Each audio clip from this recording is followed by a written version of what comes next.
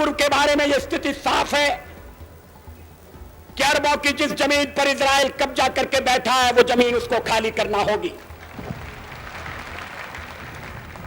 आक्रमणकारी आक्रमण के फलों का उपभोग करे, ये हमें अपने संबंध में स्वीकार नहीं है। देश के पूर्व प्रधानमंत्री अटल बिहारी वाजपेयी का ये 47 साल पुराना वीडियो फिर से वायरल हो गया है। इजराइल और फिलिस्तीन के बीच 1 साल से चल रहे युद्ध में अब तक हजारों लोगों की मौत हो चुकी है।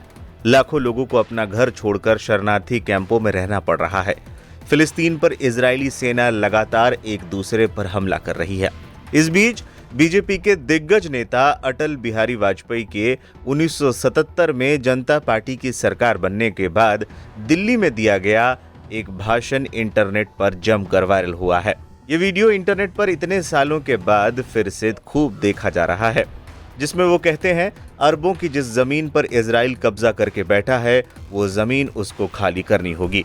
आक्रमणकारी आक्रमण के फलों का उपयोग करे, ये हमें अपने संबंध में स्वीकार नहीं है। तो जो नियम हम पर लागू हैं वो औरों पर भी लागू होगा।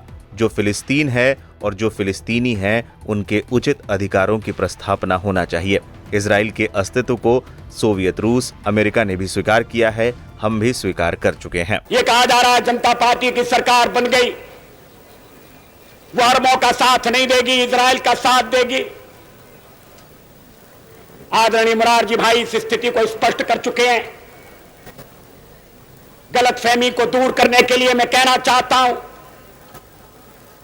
कि हम हर एक प्रश्न को गुण और अवगुण के आधार पर देखेंगे,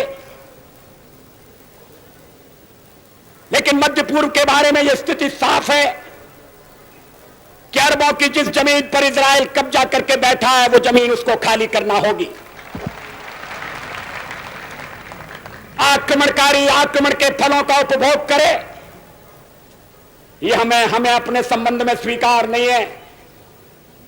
तो जो नियम हम पर लागू है वो औरों पर भी लागू होगा। बता दें, शुरुआत से ही भारत और फिलिस्तीन के बीच के रिश्ते ऐतिहासिक और गहरे रहे हैं।